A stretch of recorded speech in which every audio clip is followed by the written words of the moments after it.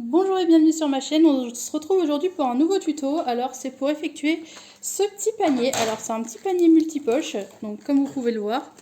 Donc alors moi j'ai déjà mis plein de bazar dedans pour vous montrer. Hop, il se présente comme ça, donc il a une poche, deux poches, trois poches, quatre poches et au centre c'est un petit panier. Donc il est accessible aux débutants, donc il y a quelques coutures à la fin qui sont assez difficiles, notamment ici et là. Mais bon, en prenant son temps, franchement c'est faisable par tout le monde. Donc voilà, alors pour le réaliser, c'est par ici. Alors pour la partie poche, il nous faut deux coupons. Donc moi c'est également du coton. Donc ça sera à l'extérieur de mes poches et ça ce sera à l'intérieur de mes poches. Pour l'extérieur de mes poches, moi j'ai thermocollé. Donc le tissu extérieur, je l'ai thermocollé avec du H250. Donc après, si vous voulez quelque chose de plus rigide, vous pouvez thermocoller avec un autre thermocollant, c'est vous qui décidez. Ce sont des carrés de 35 cm sur 35 cm. Alors pour le panier, il nous faut 4 coupons, donc 2 pour la doublure, 2 pour le tissu extérieur. Donc moi, ce que j'ai décidé, c'est de thermocoller les 4 coupons avec du Decovil H250 pour avoir une bonne rigidité, parce qu'en fait, c'est vrai qu'on va être amené à mettre des choses dedans et je préfère que cette base-là soit plus solide. Donc du coup, c'est la raison pour laquelle je thermocolle les deux côtés, donc le thermocollant utilisé pour la doublure et pour le tissu extérieur. Donc c'est du H250, je ne sais pas si je l'ai déjà dit. Et en termes de coupons, donc ce sont des rectangles de 26 sur 24. Alors vous trompez surtout pas lors de la découpe des petits carrés sur le bas. Je vais vous expliquer pourquoi. Là, on est bien à 26, ok? Donc le 26 est là. Le 24 est comme ça. Ok, jusqu'ici tout va bien. Donc ce qu'on va faire, c'est qu'on va venir tracer des petits carrés, donc de 6 sur 6 ici. Donc 6 sur 6, donc là je le fais à main levée évidemment, c'est pas à échelle, mais il va falloir le faire à l'échelle. 6 cm sur 6 cm. On les coupe, on les coupe, on les coupe, on les coupe. On fait la même chose donc pour les 4. Donc voilà, je les ai tous découpés de cette manière. Maintenant ce qu'on va faire, c'est qu'on va les assembler. Donc ce que je fais pour le tissu extérieur, il faudra le faire également pour la doublure bien sûr. Alors, ce qu'on fait, c'est qu'on va venir positionner nos deux coupons comme ceci. Alors, attention, je vous le dis avant, faites attention au sens de votre tissu si vous avez un dessin. Parce que moi, ça part un peu dans tous les sens, donc ça va. Mais des fois, il y a des têtes, enfin voilà. Le haut est là, le bas est là. Vous ne vous trompez surtout pas pendant la découpe, après c'est fichu. Il faut recommencer. Donc, faites vraiment attention à cette étape avant le découpage de vos tissus. Donc là, on arrive 26, 24. J'ai découpé des carrés de 6 sur 6 et maintenant je vais les positionner endroit contre endroit comme ça. Je positionne, j'épingle bien et je viens coudre ici, ici et ici. Je vais faire exactement la même chose pour la doublure. Endroit contre endroit et je vais venir coudre ici, ici et ici. Donc on épingle et on fait donc nos deux coutures. Une fois qu'on a fait les coutures ici, ici et ici, maintenant on va s'attaquer aux angles. Donc ce qu'on fait, c'est qu'on prend les angles et on les rabat. Donc écartez bien vos coutures, comme ça. Donc quand c'est ça, avec le fer à repasser, c'est l'idéal. Après, vu que le thermocollant est présent, en général avec la main, ça peut suffire. Et du coup, on aplatit les angles. Donc c'est-à-dire que, hop, on vient les mettre comme ça. Hop, on aplatit et on fait une couture à 1 cm du bord. Donc moi, quand c'est ça, je fais plusieurs allers-retours au niveau des jointures ici et ici. Donc du coup, on vient faire une couture là, on fait la même chose de l'autre côté. Comme ça, on aplatit, on écarte les coutures et on va faire une couture à 1 cm du bord. De façon à obtenir donc le petit panier comme ceci. Donc là, je l'ai fait pour la doublure. Il faut faire la même chose donc pour le tissu extérieur. Bon, une fois qu'on a cousu les deux paniers comme ça, on va venir les mettre endroit contre endroit. Donc quand c'est ça, je retourne un sur les deux. Comme ça. Je les positionne endroit contre endroit, donc l'un dans l'autre. J'aligne mes coutures, donc c'est-à-dire que ces coutures-là, je les aligne avec celle-ci. Hop, j'aligne celle-ci avec celle-ci. J'épingle bien tout autour, de façon à bien tout aligner. Donc prenez bien votre temps parce que c'est une étape importante. Vraiment que tout soit bien aligné. Donc on épingle tout autour, on épingle. Hop, On s'arrange pour que tout soit propre. Et on va venir faire une couture tout autour en laissant un espace. Donc laissez un espace d'au moins 10 cm pour pouvoir retourner notre ouvrage à la fin. Donc point d'arrêt, couture au point droit tout le tour et on s'arrête. On laisse une ouverture d'environ 10 cm pour pouvoir retourner notre panier à la fin. Une fois qu'on a cousu tout autour, donc à 1 cm du bord, on prend notre panier et on le retourne. Donc par l'ouverture, on prend bien notre temps pour pas tout déchirer et on retourne le tout. Donc maintenant c'est retourné, j'ai tout repassé. Ce qui reste à faire, c'est refermer donc l'ouverture qui est là. Et donc pour la refermer, ce qu'on va faire, c'est qu'on va faire une surpiqûre tout autour. Ça va nous permettre de refermer notre ouverture qui est là et ça va bien finir donc notre petit panier. Donc on fait tac, une surpiqûre au plus près du bord tout autour. Si vous avez trop d'épaisseur, parce qu'il y a le Décoville et il y a 2 épaisseurs de coton, donc déjà le fait de repasser, ça permet de mieux d'enlever une épaisseur, c'est-à-dire que tout est bien aplati. Ou alors ce que vous pouvez faire également, c'est dégarnir avant de retourner. Vous dégarnissez tout le tour pour avoir beaucoup moins d'épaisseur à ce niveau. Donc là, on fait la surpiqûre tout autour. Alors voilà, j'ai fait ma surpiqûre donc tout autour. Maintenant, ce que je fais toujours, c'est que je mets des épingles au niveau des angles, en fait, pour bien les former. Donc avec un petit coup de fer à repassage, comme ça permet de bien former les angles de mon panier. Et maintenant, donc, on va passer à l'étape des autres poches. Alors, pour la partie poche, il nous faut 2 coupons. Ce qu'on va faire pour l'assemblage, c'est qu'on va venir les positionner endroit contre endroit comme ça. Hop, on épingle, donc bien partout. Et on va venir faire une couture tout autour, à 1 cm du bord, en laissant un espace pour retourner. Donc, on fait une couture au point droit à 1 cm du bord tout autour, et on laisse un espace pour retourner.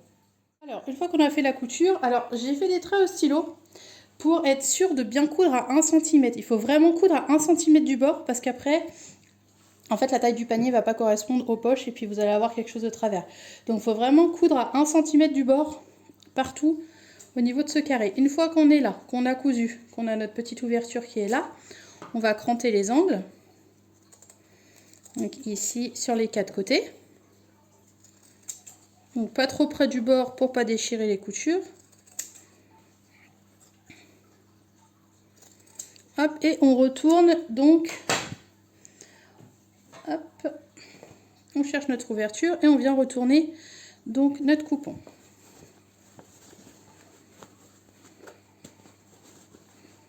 Une fois qu'on a bien tout retourné et qu'on a bien sorti les angles comme ça, ce qu'il faut faire, c'est bien repasser. Donc bien tout repasser pour avoir une belle forme carrée. Et du coup, l'ouverture qui est là. Donc il faut également passer le coup de fer pour pouvoir bien l'aplatir comme il faut. Une fois qu'on est là, on va faire une surpiqûre au plus près du bord tout autour. Et du coup, ça va nous permettre en même temps de refermer notre petite ouverture sans être trop visible. Donc on fait une surpiqûre tout autour de notre coupon.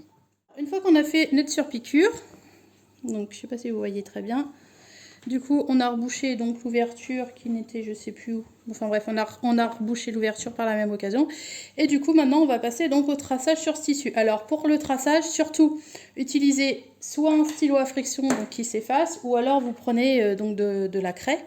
Mais utilisez vraiment quelque chose qui s'efface, parce que sinon par la suite ça va se voir sur votre ouvrage. Alors on part sur l'envers du tissu. Donc ça, ce sera le tissu extérieur, ça, ce sera donc la doublure. On commence par faire quoi? On commence par tracer les 2 diagonales. Alors, je trace mes 2 diagonales.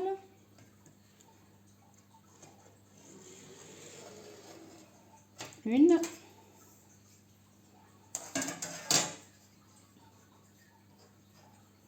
Tac.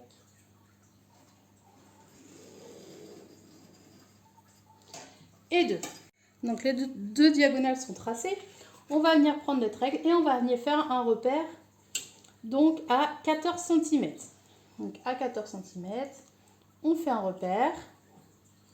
À 14 cm en partant de la pointe, on fait un repère. En partant de la pointe, on fait un repère à 14 cm et on fait ça sur les 4 coins. Donc on marque des repères. Et maintenant, ce qu'on va faire, c'est qu'on va venir relier nos repères. Donc normalement, ce que je vais tracer là, ça va être un carré, donc de 12 sur 12. Normalement, si vous avez bien tracé vos diagonales, vous avez bien cousu 1 cm du bord, tout ça, vous devez arriver à un carré de 12 sur 12. Si on n'a pas un carré de 12 sur 12, vous trichez un petit peu. Mais bon, normalement, ça doit être bon. Parce que de toute façon, qu'est-ce que je voulais dire après, il faut que les poches restent bien symétriques. Donc, une fois que tout est prêt, ça et le panier, comme vous pouvez le voir, en fait, ce petit panier, il va pile poil au niveau du carré que j'ai fait. Voilà, donc il se fixe ici. Maintenant, ce qui reste à faire, ben, c'est pas sorcier, c'est coudre. Donc, à ce niveau, à ce niveau, à ce niveau et à ce niveau. Alors, on va le faire ensemble, bien sûr. Pour ce faire, c'est pour ça que je vous avais dit de bien marquer les angles, en fait. Moi, je le fais parce que je trouve que c'est beaucoup mieux pour faire les repères.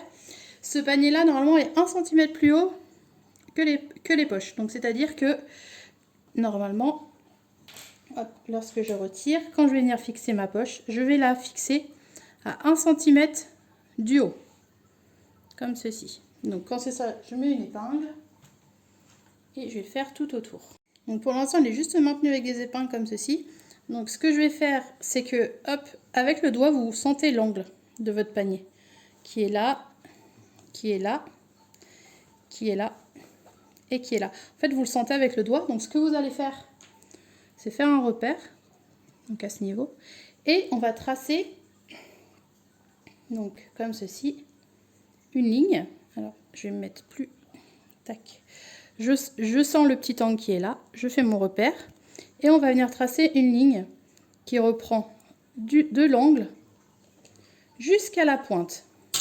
Donc, je ne sais pas si on voit bien mon trait, il est à ce niveau-là.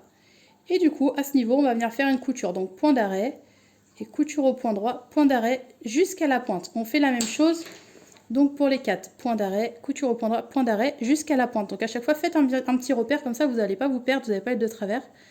Et du coup, on fait les coutures aux 4 niveaux. Alors voilà, j'ai fait les coutures. Donc, tac, tac, ici également. Et ici, alors je me suis rendu compte en le faisant moi-même, parce que c'est vrai que c'est une première, c'est on va dire indirect. J'avais pas encore testé ce petit panier. C'est vrai que si vous êtes débutant, vous allez avoir beaucoup de mal à aller jusqu'au bout. Donc ce que je vous conseille de faire, c'est de vous arrêter le plus loin possible. C'est vrai que j'avais pas calculé cette difficulté là pour les débutants. Donc du coup, si c'est ça, vous n'allez pas jusqu'à la pointe, vous allez un petit peu plus loin, un petit peu plus bas, c'est pas très grave. Donc voilà, je vais couper les fils après. Maintenant, ce qu'il nous reste à faire, c'est juste les poches. Donc pour les poches, ce qu'on fait, c'est qu'on prend donc notre règle et on vient mesurer à 9 cm. À 9 cm, je fais un repère. Je vais venir plier comme ça mon tissu et je vais venir hop jusqu'à ma couture. Comme ceci, je mets donc mes petites épingles. Je mets mes petites épingles pour bloquer. Et puis du coup, je vais venir faire une couture au plus près du bord à chaque fois. Donc ici, ici. Donc là, je ne l'ai pas encore fait, mais il faut le faire tout autour, ici. Et du coup, ça va nous permettre d'avoir nos petites poches suspendues. Alors, par contre, moi, je pars de 9 cm. Oula, excusez-moi.